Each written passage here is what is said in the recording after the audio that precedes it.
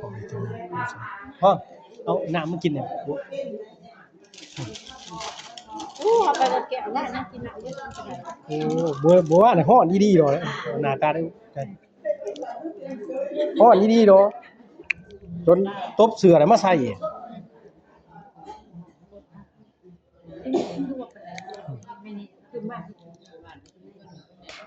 มือขึ้นก็บ่ค่อยหอนใจเนาะบ่ได้นอนอยู่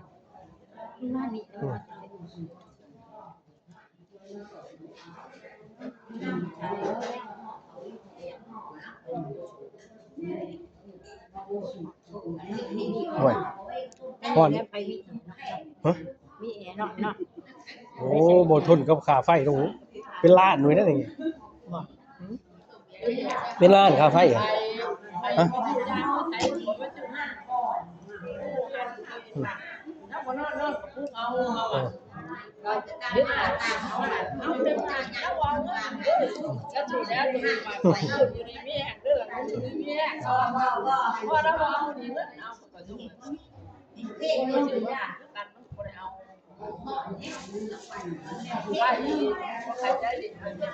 มันเล่นในตากแดดดิ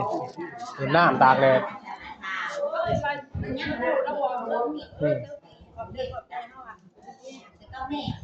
ไอ้ยานั่นน่ะยาของอุจารน่ะยาสิบาเล่าน่ะในเงื่อนไม่มีเด้อถามก็ไปเอาเราบ่กินเงินน้ำหรอ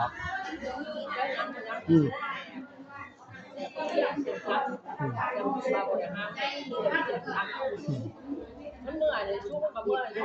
มีแต่มันเนาะมาเบื่อใช่เราอยากวันนี้มันแอบสิทำนั่นเอาเขาทำนั่นยืนทำนั่นจะมาให้ได้เลยเมื่อแล้วว่า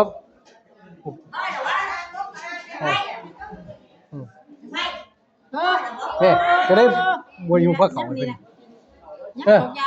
กูกินข้าวกินน้ำเมื่อวานน้าตาลเมื่อวาน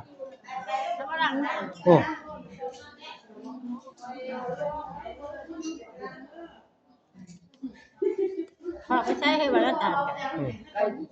เดี๋ยวอยู่นี่กูไม่วันน้าตาลมาสุด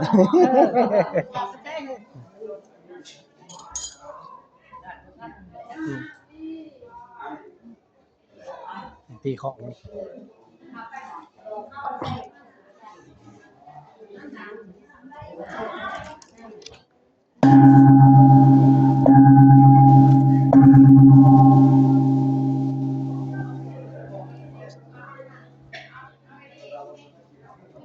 ฮ้อน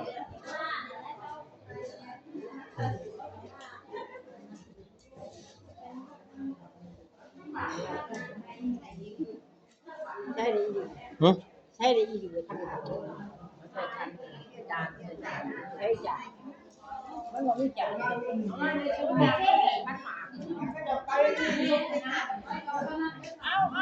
ให้พื้นเขาไปที่อูดีเจ้าเนี่ยอยู่นี่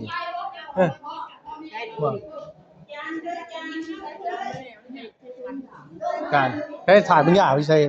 ก็เลยดูมาขั้นหมาว่าแช่เนี่ยขันหมากอูดีใส่ได้ขันหมากมาใส่เอาหมาเอาหรือเปล่ามาใส่นี่เดี๋ยวบอกนี่กาแฟเอา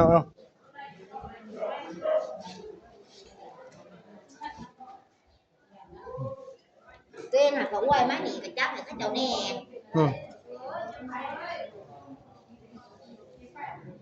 เอาถุงอะไรมาไว้ถุงหนึ่งถุงใส่ของไว้มาหมูใส่ถุงให้เป็นประตูมีถุงน้อยๆนะเวลาเป็นมะม่วงอ่ะใส่ขนมกระต้มให้เพิ่นอันนี้ขนมนะหรือใส่คันก็ได้แต่มีคนเฮานั่งอยู่หั่นแหละเพิ่นมีคนเฮาอยู่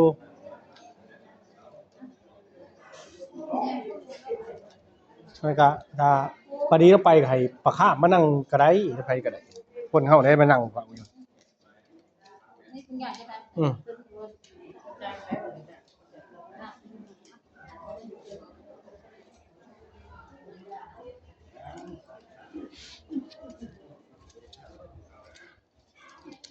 ต้นน้ำหอมนี่ว่านี่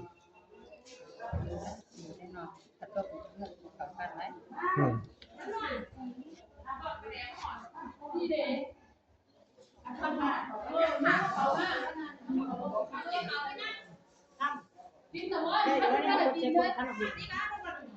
ฮ็ดแซ่บบ่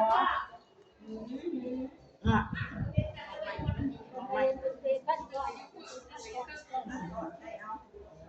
ขั้นก่อนใส่เอาจ้ะขั้นก่อนใส่ก็แล้วซะ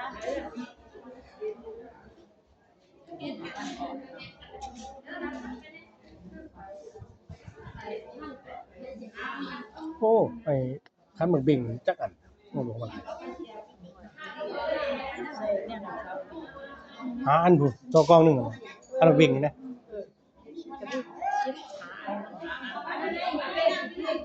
โอ้มื้อก่อนจักอันนะอันนี้คู่หนึงเฮ้ยเป็นคนบ่เปลี่ยนเหรอครับเอออ๋อตัวตีนเงินนี่เนาะเออ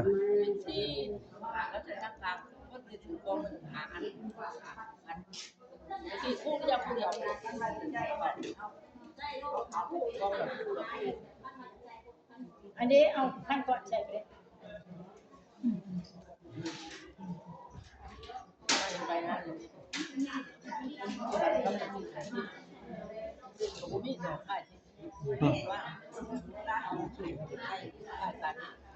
อ๋อมื้อก่อนบ่มีแนวนี้เนาะ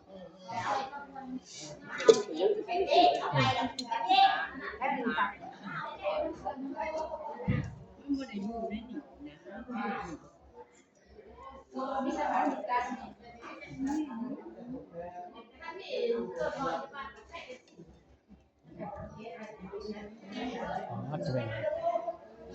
เอาอีก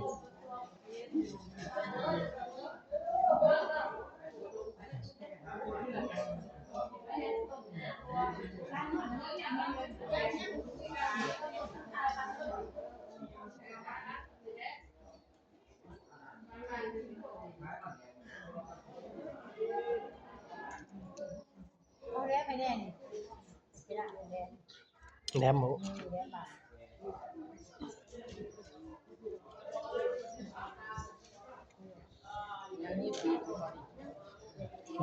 คมดีไปกินอ่ะ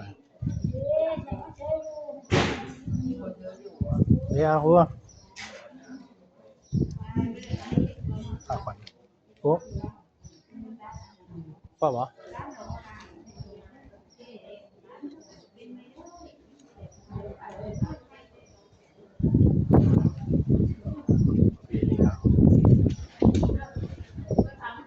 ผ้าขวัญเก็บผ้าขวัญประเภทนี้นะอีกแล้วตาย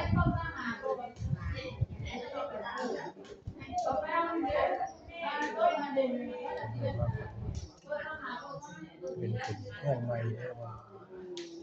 สร้างท่าในใจเราที่เป็นของตามประเพณีที่ซึ่งว่ารุ่นต่อรุ่น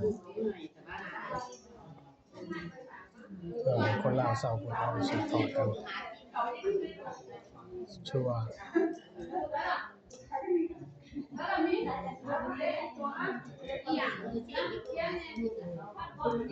คนสมัยนั้นสิบหกคนโบราณสิบหก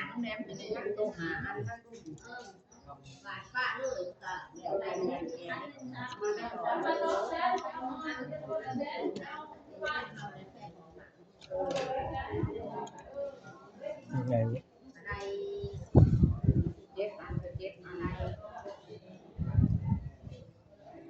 เรื่องในส่วนหนึ่งคนเข้าบ้าน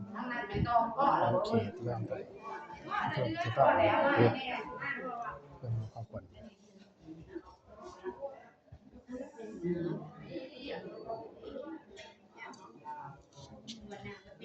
คันหมักเบงด้วยว่า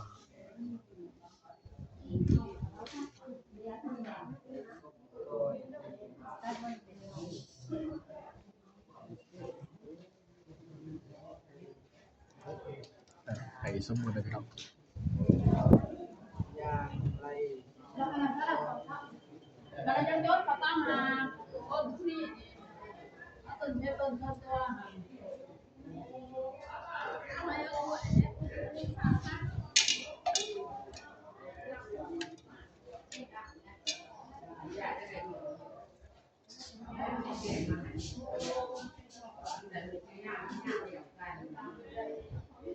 ไม่อิด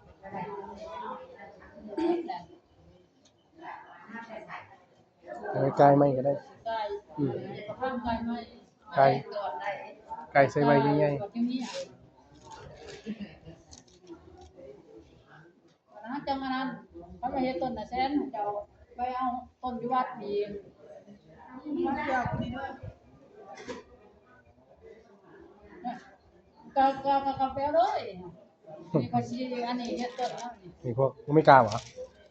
บ่ทันหูนะว่าน่ะเห็นเงิน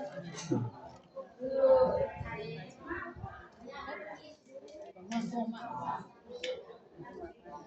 สมองได้สักไปนะนั่น ครับเนี่ยแรกแตกบ่ก็จดได้ให้ตัวให้นั่งจดก่อนจดไปก่อนเดี๋ยวเขามาใกล้เอาก็ได้